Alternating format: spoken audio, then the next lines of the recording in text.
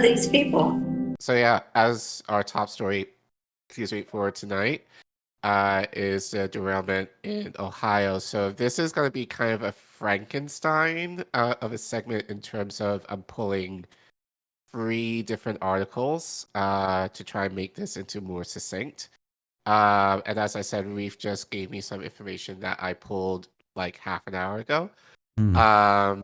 But the first part, come on, thank you, is from Common Dreams. So two of them are from Common Dreams. This first article is written by Kenny Standstill, where he writes, progressives demand Buttigieg act on rail safety amid toxic Ohio disaster.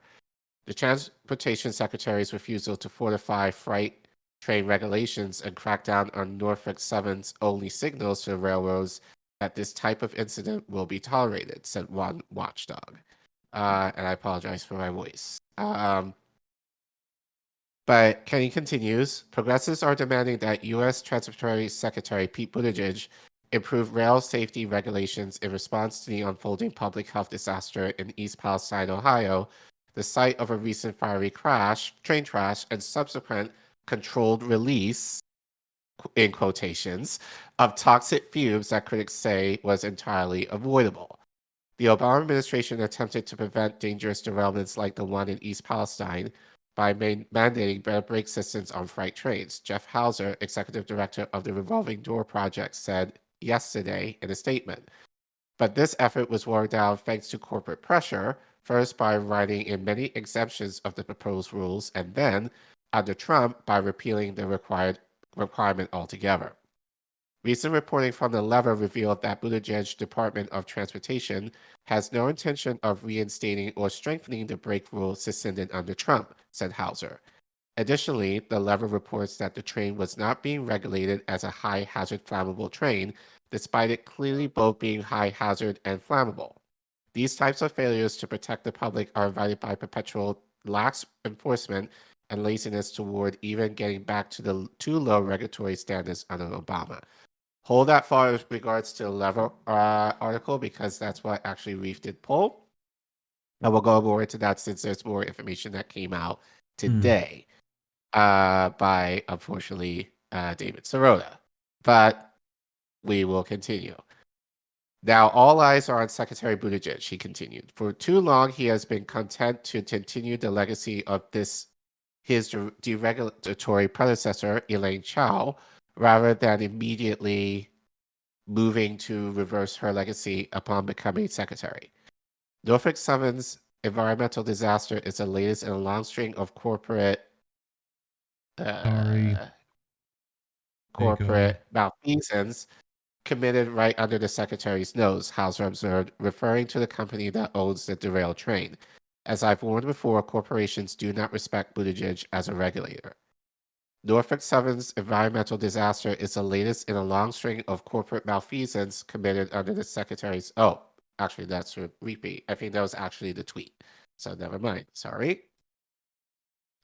Knowing that Chow justified letting trains run without proper brakes because the safety requirement failed a so-called cost-benefit analysis, Hauser cautioned that this type of analysis is invariably weighed against fully accounting for the health and environmental benefits a regulation provides. Buttigieg should call out the brake rule repeal for the horrendous decision it was, start working to implement a new rule, takes Norfolk Southern to task, and push back on corporations deciding how the DOT regulates them, he added.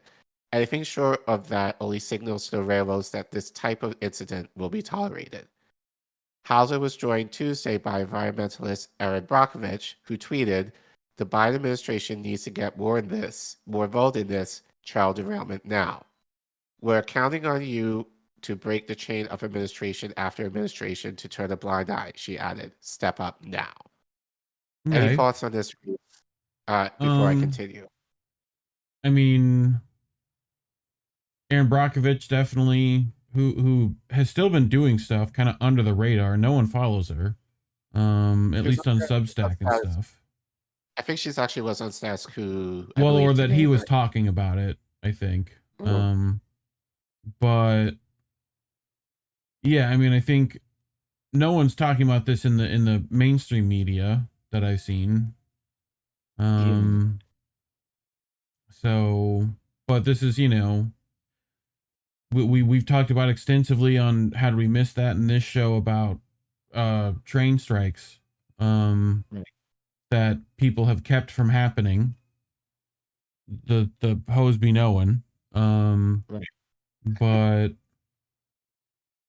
yeah, I mean, yeah, there's a lot to this story. So, A lot you to it, know, and we'll get more into it. But essentially, this should be really a surprise to anyone considering how, given the pandemic, there's less workers, um, deregulation, and we think that's a GOP problem that they tend to deregulate. Like Democrats don't necessarily do anything to reinforce those deregulations at all. And right, I hate to say it, but this was bound to happen. And this continues to happen in light of what happened in Arizona.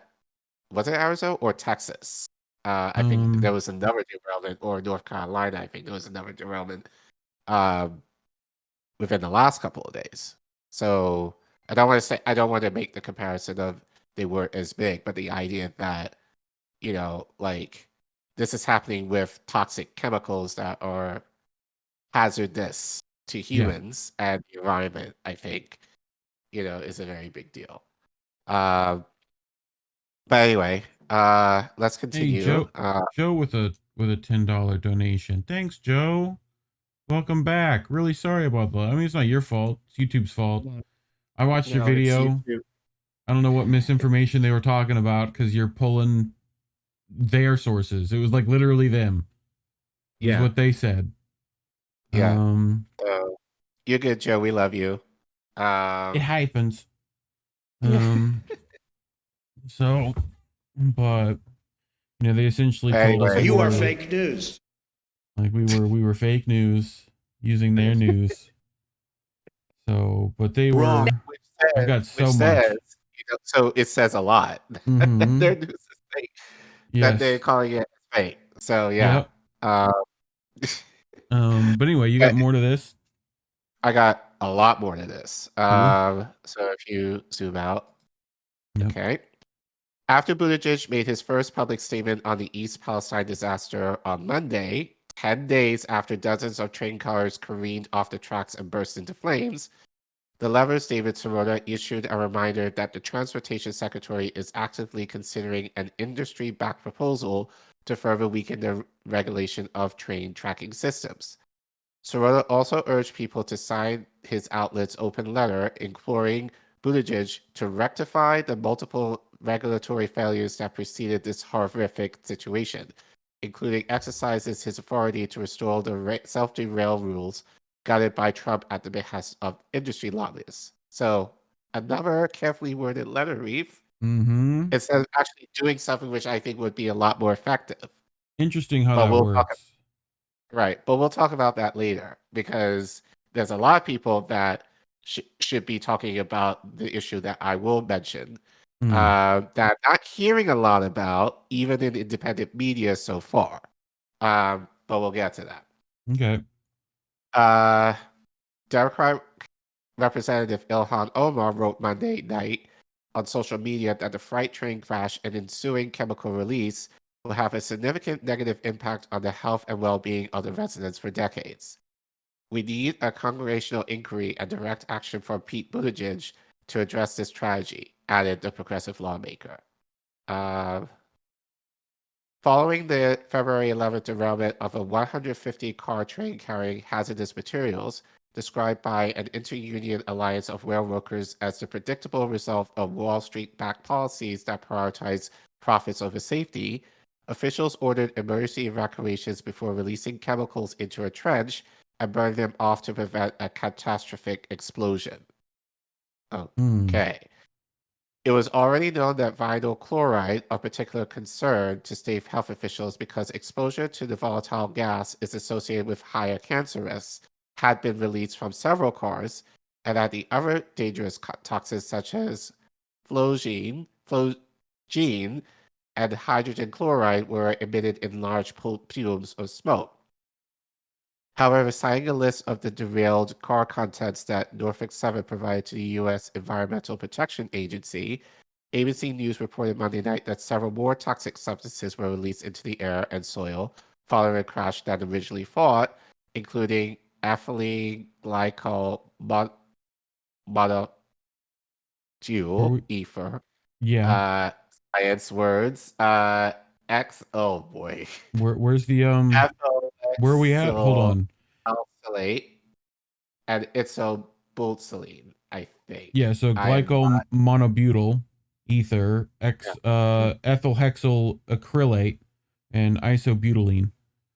Okay. I got Sorry, that my one. my mother does Science. molecular. Yes, I'm good. We're good. Science. I Yeah.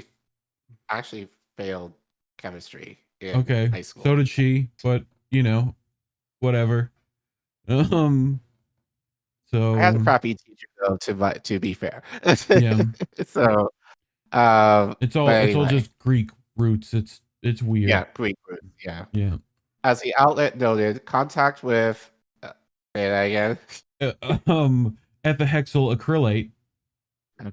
Carcinogen can cause burning and irritation of the skin and eyes, and inhalation can irritate the nose and throat, causing shortness of breath and coughing, according to the for Disease Control and Prevention.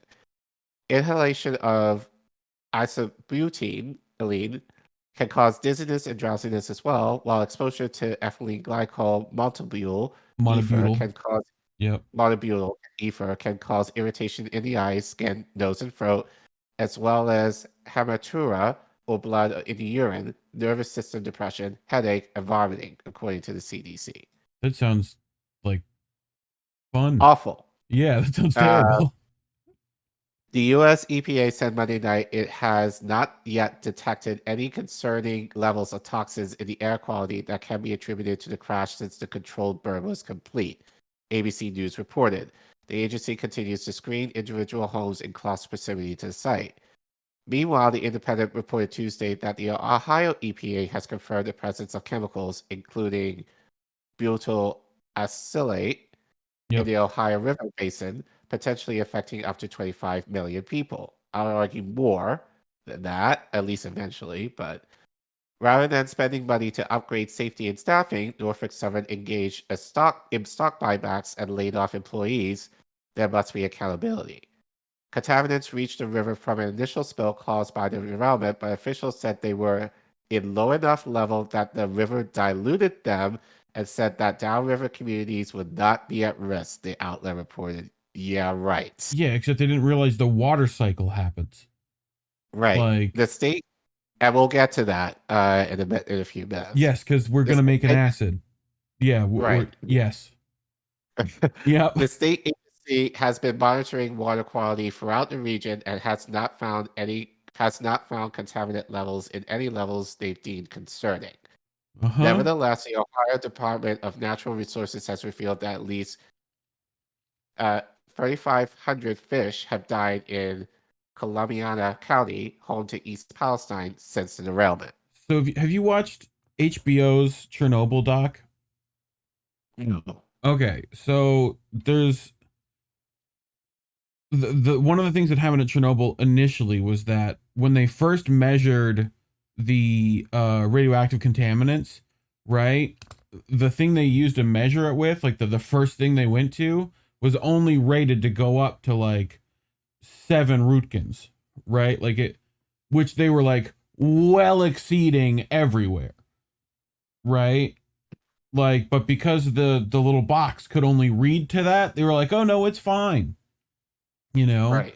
not realizing they had completely like voided the scale, Right. like that's very similar here where it's like, oh no, everything's good, Right. like, Except as you said, and I remember this from elementary school, if you burn mhm. chemicals like that into the atmosphere, eventually it's going to come down as Yes. Well, we have an red rain. alcohol, like we have an alcohol, we're introducing it to carbon, like we're gonna get like that ethanol or whatever, ecobutyl, like all these prefixes when you put them together start meaning things. You know, I'm trying to remember exactly what, because I wanted to go In the back. chat, I'm just looking. He said, "Our dogs are still alive, so that's good, and we live 45 miles west of East Palestine." Let us know how you actually let us know how you're doing, Anthony, and especially like if there are any updates since you're So basically in the epicenter. butyl Like, acrylate's like acrylic, right? But that LATE is the important right, bit. So when we're mixing that with the ethanol, that's like, yeah, we can make some real fun potions that are right, would definitely be poisonous. You right. know.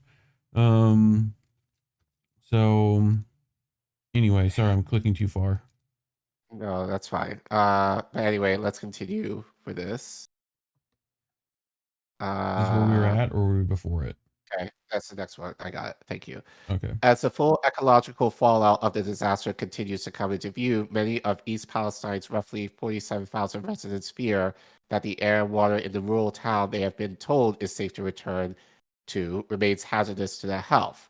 At least 2,000 residents have returned, however, due to large part to a lack of viable alternatives owing to their limited resources and incomes.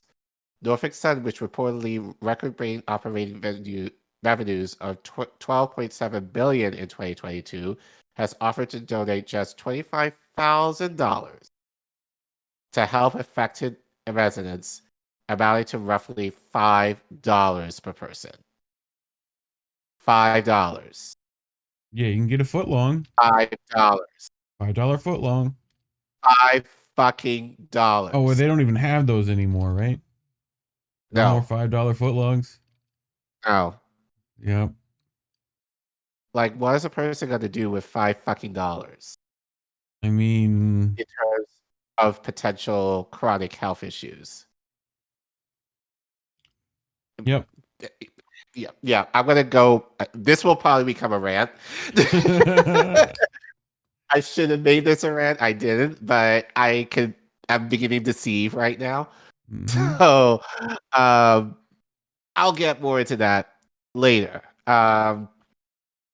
The corporation announced a $10 billion stock buyback program last March and has consistently increased its dividend, rewarding shareholders while refusing to provide its workers with basic benefits such as paid sick leave.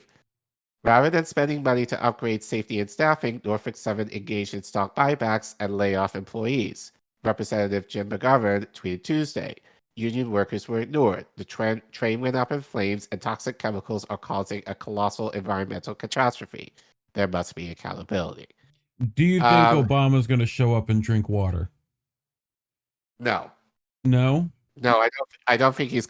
I don't think he can do that same magic trick twice Come on, man. without Like, any repercussions of what he did in Flint. I don't think if he was smart, he wouldn't even try that, honestly. Or honestly, don't say shit.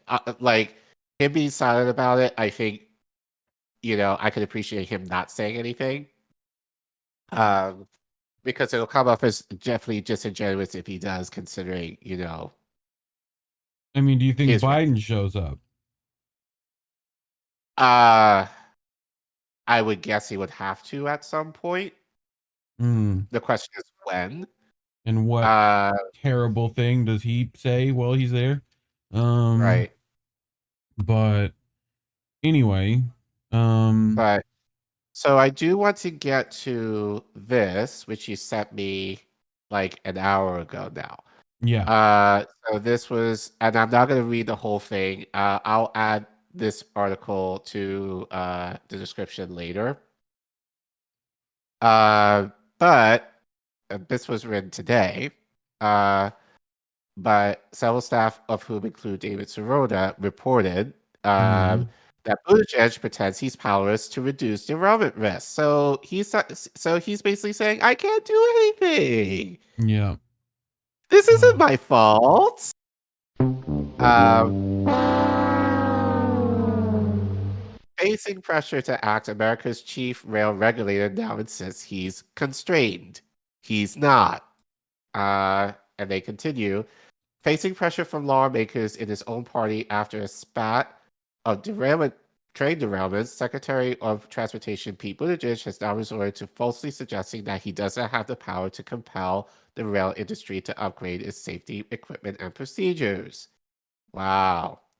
In a Twitter thread posted more than a week after Norfolk Southern's fiery train derailment in East Palestine, Ohio, Buttigieg indicated that he cannot reinstate an Obama-enacted Trump repealed law requiring some trains carrying hazardous materials to replace their Civil War era braking systems with new electronically controlled So pneumatic pneumatic. pneumatic brake technology. So that was just to back up a little bit that he cannot reinstate an Obama. So Obama put this in, Trump repealed it. So like they were getting people. So like then they could put back the Civil War era braking. So, okay. So basically, you're going. So basically, he's going backwards. Sorry, excuse you. I'm allergic to bullshit, I guess. I guess. But But then it's like, so basically, he's saying I can't upgrade. yes, Don't have the power to upgrade train tracks, basically. or brakes. Right. Except Because there's he probably could. right. Okay. But we will continue. We're constrained by law on some areas of rail regulation, like the braking rule withdrawn by the Trump administration in 2018 because of a law passed in Congress in 2015. Buttigieg wrote. Okay.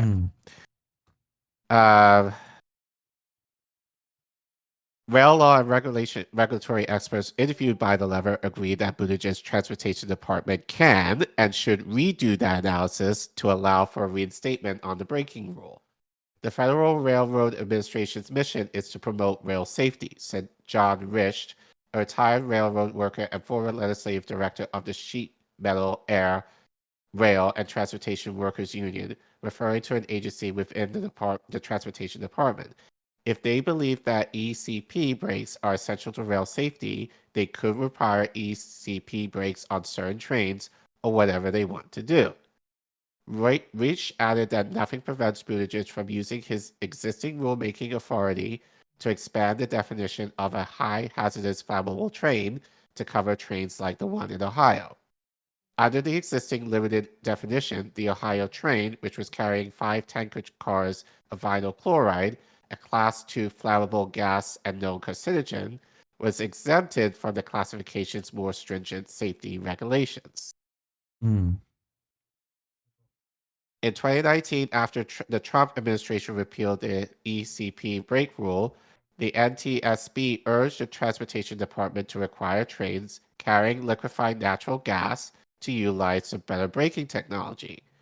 Meanwhile, Buttigieg's agency is currently considering a separate rule that would weaken brake testing standards. Of course. Secretary Buttigieg should call out the brake rule appeal for the horrendous decision it was starting to work to implement a new rule, take Norfolk Southern to task, and push back on corporations deciding how the Transportation Department regulates them, said Jeff Hauser of the Revolving Door Project, which tracks corporate influence on government. Anything short of that only signals to the railroads that this type of incident will be tolerated. This is not an acceptable message from the Secretary of Transportation. I think that's it for that I pulled. And like I said, I will include that in the description later after the stream if you want to read that article in full. But 2 things, maybe 1 thing. Notice how even Omar and like everyone's saying, "Oh, you should repeal, you should stand up," they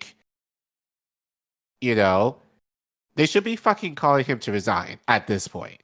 Right. Like honestly, because and the idea that they're not kind of suggests like more bullshit. Like, I'm sorry, even for like Sirota, and he blocked me, so he's not going to see this. But the fact, like, a carefully worded letter to the administration basically saying, please, like, better your standards, I really think is just really like it's piss poor, Right. like should be calling him to resign, but they won't because, and this is the thing that is going to be infuriating. Although I thought about this today, um, because Pete Buttigieg basically is a presidential nominee for all intents and purposes down the road. So obviously, like he doesn't want to do anything to fuck up his connections with corporations so that they essentially will give him money, or like finance his campaign, whatever that is. So that makes sense in terms of that. Right. However, here's the thing with this, because I know certain people are going to be like, I know Crystal Ball was like, oh, he's basically done. Like, given what happened to Southwest over the holiday season, Let's like, there's grow no up. way. Yeah. So, I remember her saying, basically Buttigieg's chance for president is done. I don't think so. Grow up and get You know, serious. I don't think he's done because, like, especially like if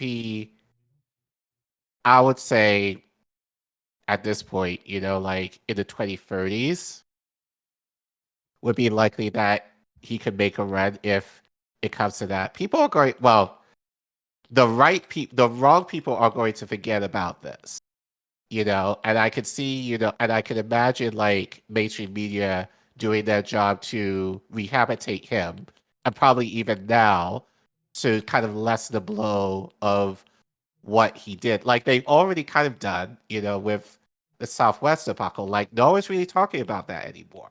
Right. That kind of blew over like after the holidays. And so I can imagine like with this, like yeah, we're going to talk about this for a while. I think especially with the long-term impact of this. The mainstream media hasn't mentioned anything of this at all. So I can't imagine him. I feel like his chances, even thinking of running for president, is still very much intact despite all of this.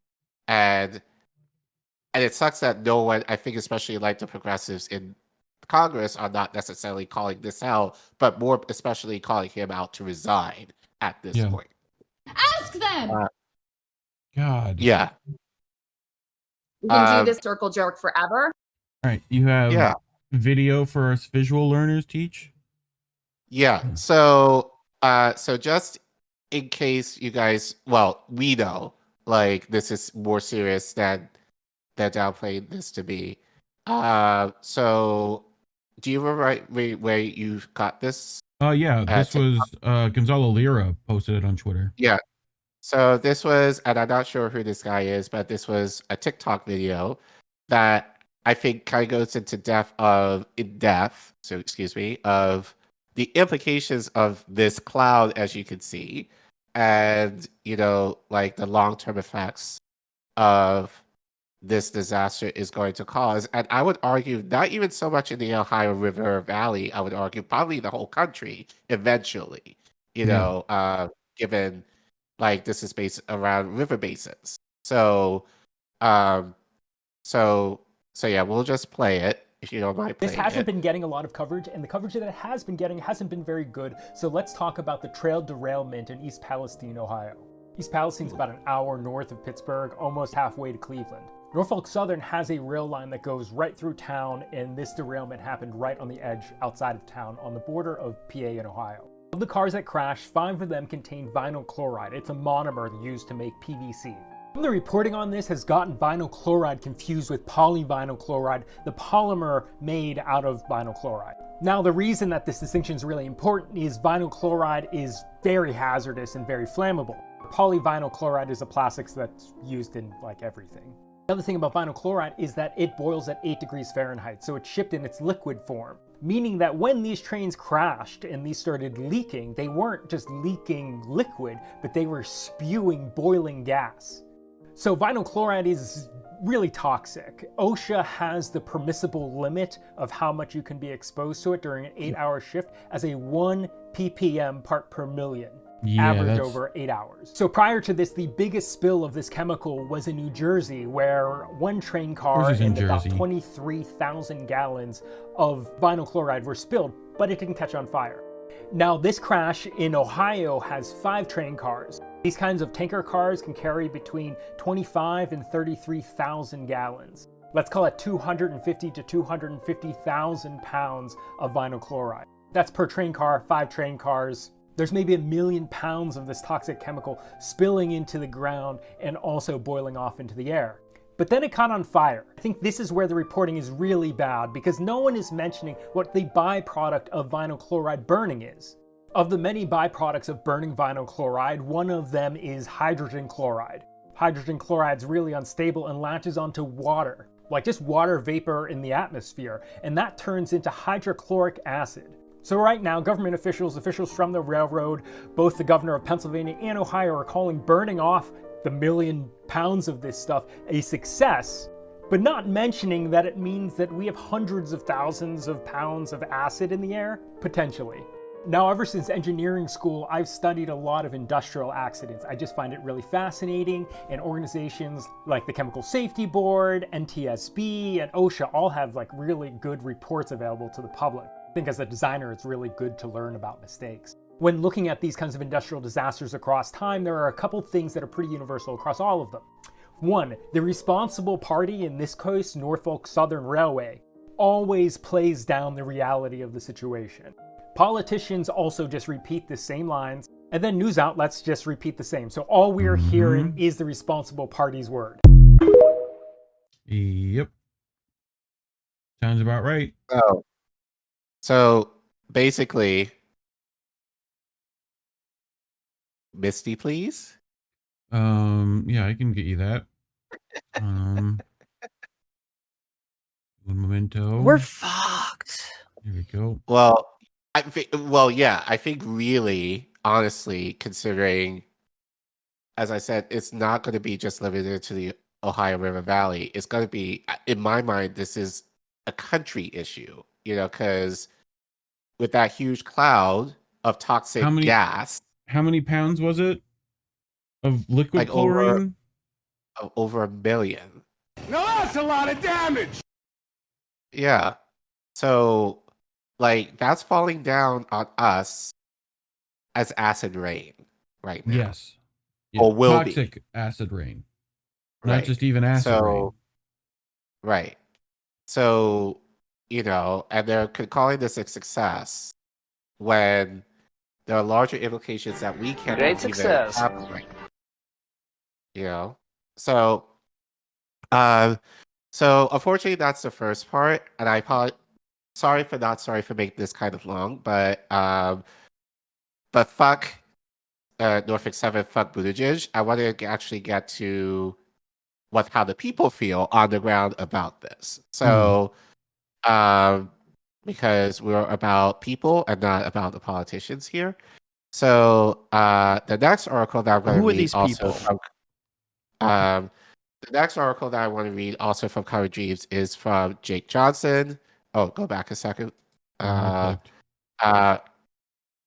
Where residents are saying, I don't want to take my kids back to that. None of us have the money to completely start over somewhere, said one resident. We're not going to have a choice but to take our children back to that place, and it's not fair. I agree. So Jake reports, residents of East Palestine, Ohio, are forcing a mistrust of officials after a 150-car train carrying hazardous materials, including vinyl chloride, crashed in a small town, prompting emergency evacuations and a controlled release of chemicals into the air to prevent a catastrophic explosion. Norfolk Southern, the company that owns the derailed train, has insisted that public health is not at risk, a sentiment echoed by local authorities. Just 5 days after the fiery crash, top officials, including Ohio Republican Governor Mike DeWine, effectively gave the all-clear, telling residents they can safely return home. Many, lacking viable alternatives due to their limited resources and incomes, have done just that, despite lingering fears of the impacts that the train trash and subsequent unleashing of toxic gases into the atmosphere may have had on their town. Some have reported some chemical odors and unsettling sights, such as a stream blackened by substances released from the train and dead fish. I don't want to take my kids back to that, one East Palestine resident told the Pittsburgh Post-Gazette. None of us have the money to completely start over somewhere. We're not going to have a choice but to take our children back to that place, and it's not fair. On Sunday, the U.S. EPA published a document from Norfolk Sun that lists the cars involved in the derailment and the materials they contained at the time of the crash, which rail workers say was an entirely predictable consequence of Wall Street-backed policy decisions and company moves that have sacrificed safety for profit. Vinyl chloride, which 5 of the Norfolk Southern car trains were carrying, has garnered particular concern given its link to cancer. The Associated Press noted that the controlled burn of chemicals following the crash spilled phosgene and hydrogen chloride into the air. Phosgene is a highly toxic colorless gas with a strong odor that can cause vomiting and breathing trouble and was used as a weapon in World War I, the outlet reported. If there were toxic chemicals being released in a wealthy suburban area, there would be outrage. Damn right. The EPA said it is still monitoring local air and water and conducting screenings in individual homes. Norfolk Sun, which has offered a mere $25,000 donation to help affected residents, which again, as we said, amounts to about $5 per person, claims in a FAQ posted to its website that vinyl chloride and other substances associated with the derailment exist in the air as vapor, evaporate quickly, and do not absorb into household material.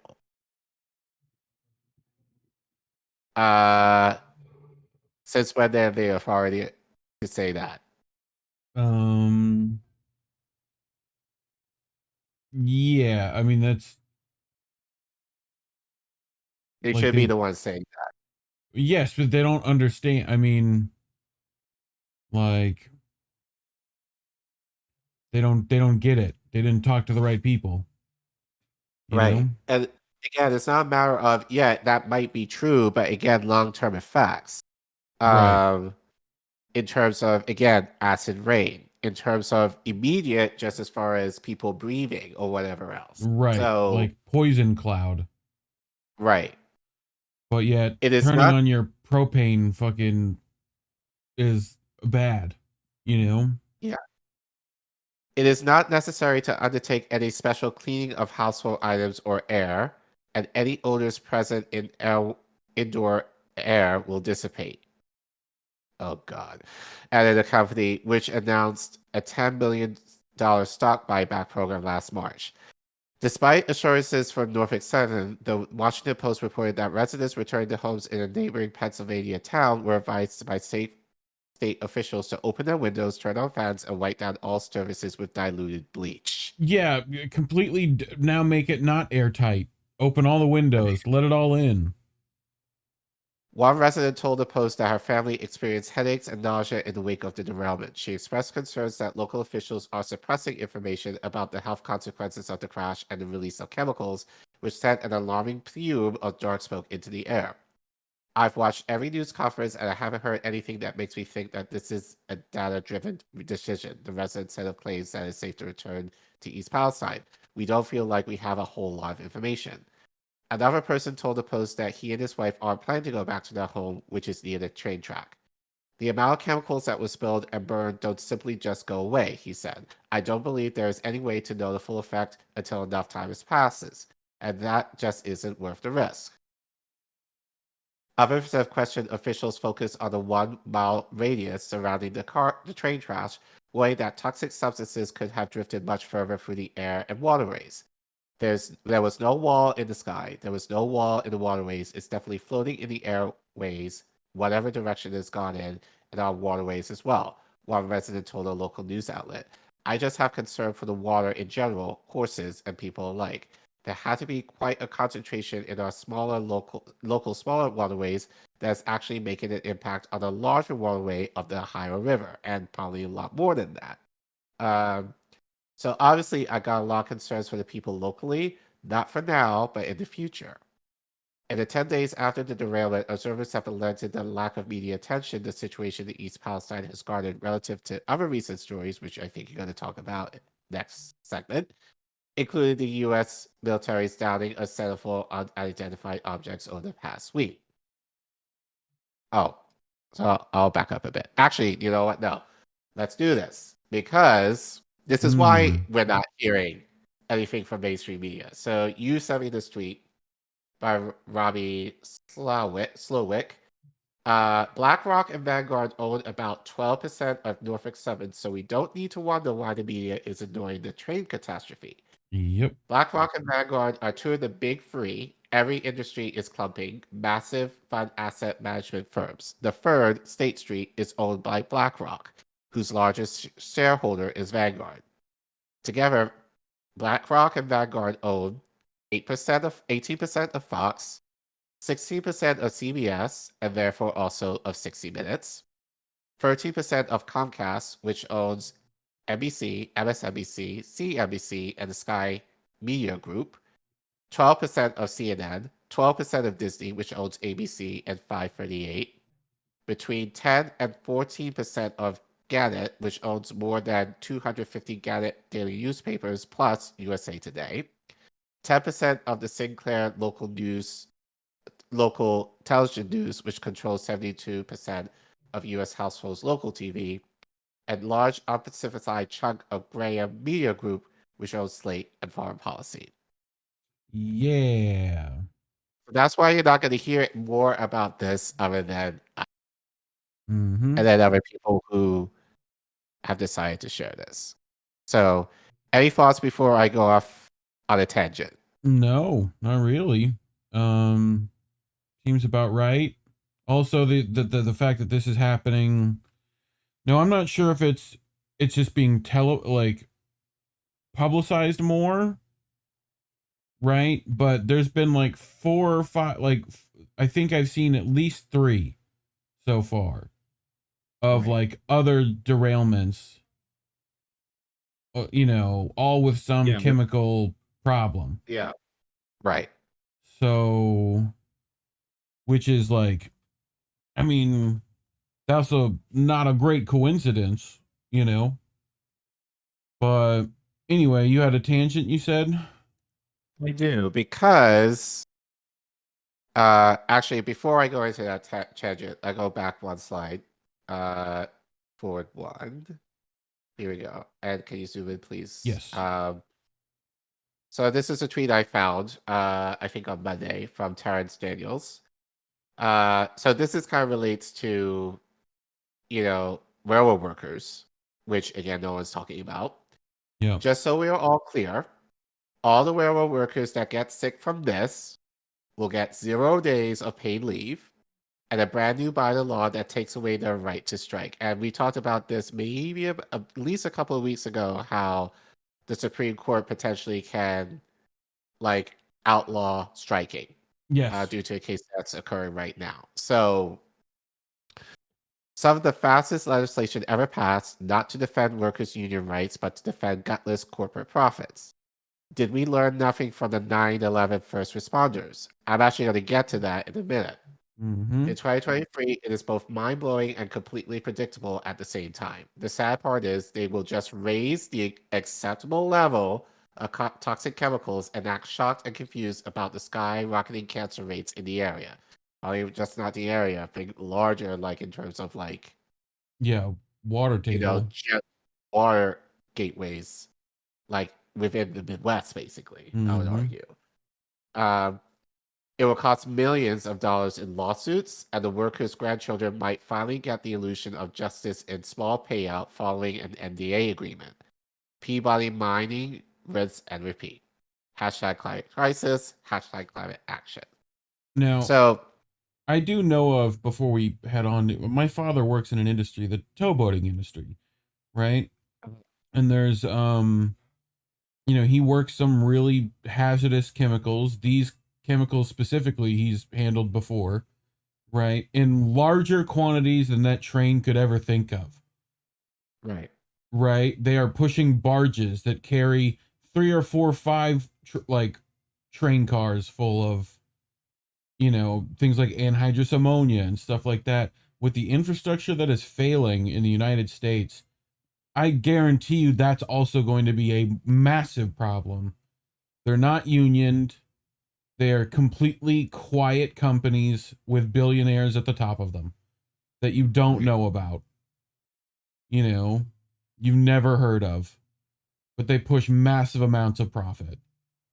Right. You know, so I want to get to the 911 first responders as for a second, but it relates to what I want to talk about to end this. So those of you, and I think this was a story last year. Jon Stewart, he got a lot of press regarding, burn pits. his Burn pits too, but yes, go ahead. Yeah, but he got a lot of attention last year because the first responders at 9/11, those who went in, after the towers and were doing their best to save people, obviously have got a lot of health issues since then. So basically, the government is taking care of those people who now have chronic illnesses due to the light of that. Right. Well, they were planning to cut that funding. Of course. So Jon Stewart had to go in. I think this was maybe the second time that he's had to do this. Like he went into Congress and basically blasted those politicians, basically like you need to not do that. And then he started working on burn pits, and then he was given awards to Azov guys. But right. So and I said this back then, like I really appreciate, obviously, like for the whole thing that made a lot of sense. Yeah. But that to me was just kind of a reformist mentality of like, you need to do right by these people, which is true within that moment. Mm-hmm. What I wish Jon Stewart would have done was made the case for Medicare for all. And this is something that I have not noticed any progressive or squad members mentioning yet, if they're going to. And I'll explain why. I know you guys are very smart. We've talked about this before. So a friend to the show, DJ Joe Nice, tweeted this out. And actually, I said this first, but he tweeted this morning. I clipped this. The train derailment in East Palestine, Ohio is an environmental health hazard. Local officials should immediately demand Medicare coverage prescribed by Section 1881A under the Social Security Act. There's precedence for this. See Libby, Montana in 2009. Mm-hmm. So those of you who are new here, welcome. Welcome. Let me explain to you what this is. So I'm going to do the Marches for Medicare for All a favor here. Okay. Historical precedence in Libby, Montana. As part of the ACA. So keep in mind, this is Obamacare. Libby residents who were exposed to hazardous airborne asbestos from a vermiculite mine from the W.R. Grace Company were made eligible for free Medicare at the discretion of the Social Security Administration and the DHHS. It was then codified in Section 1881A of the SSA. The language of the statute refers to any individual subject to an environmental exposure. COVID-19 is an environmental hazard. I think this derailment obviously applies to. It's another. And so it's one thing to go back to Omar for a second. By the way. Vermiculite. Thank you. Again, science. What's it good at science at school? Or chemistry. So here's my frustration in this. It's one thing not going far enough in calling out Buttigieg for all of this, and just saying, oh, he needs to do more. No, he fucking should resign, and that's what she should be calling for. But, I read the article of what people are saying and how they're feeling in terms of we can't go home and we don't have the money to go elsewhere, So really, if you're a progressive in office, you should be calling this out, and more especially, this would be the prime case for Medicare for all, at least at minimum. like for the Ohio River, for residents in the Ohio River Valley. And the fact that they have not done that, just so how much of a devil they are, really. Because we're talking about these people. yes. Okay. I said this yesterday, or Monday. If the squad were smart, they would demand that the residents of East Palestine, Ohio, I would argue the Ohio River Valley at this point directly get Medicare for all under emergency and second. This is what they should be pushing for at this point, and right now, not a word. Not a word. So this just kind of shows you like are the squad really doing what they're supposed to do? In terms of, and the thing with Living Montana, this is something that I think, especially with Force to Vote and with COVID, that people were saying, this is a public health emergency. There's no reason why people should not be given emergency Medicare in the midst of a tragedy such as the pandemic, and right now, such as this. And the fact that that has not been mentioned by the squad at all, and I'm sure they know about this provision in the ACA. That's Obama put that in. Obama. So, so the idea that, it's very telling that they haven't said this. And I did put this in the slideshow, but I said in a tweet today, anyone who plans to go to a town hall where any politician, especially progressives, have a town hall or whatever, you should be asking them why this isn't happening. You should be asking why you're not trying to push for East Palestine residents and people within the Ohio River Valley to push for emergency Medicare, because they're owed that right now. Actually, they're owed a lot more than that. They need to be evacuated, like what we did with Hurricane Katrina. They need to be evacuated, but also think about in terms of can you also, and I'm going off for a second, but can you imagine these are Democrats trying to take care of, essentially a environmental catastrophe. Yes. But then they're kind of going off and being like, oh, we need to do something as far as climate change and all this bullshit. This doesn't give anyone, confidence that they're serious about climate change. If they can't even handle this in a way that marks that they actually are responsible, unlike Republicans. So, but yeah, I think we're gonna follow this story because I'm sure that I mean, the long-term implications of this are gonna be disastrous that we won't necessarily know about for probably years. But I think it's worth saying because look at what the politicians are saying and look at what they're not saying. And what they're not saying, I think, is very telling to what, their hearts are really at and who, and who they really are about. I think is all I really got to say on that. So, but yeah. So yeah, long stream, but I think given that we've been away for over a week, you were owed that. So yep. But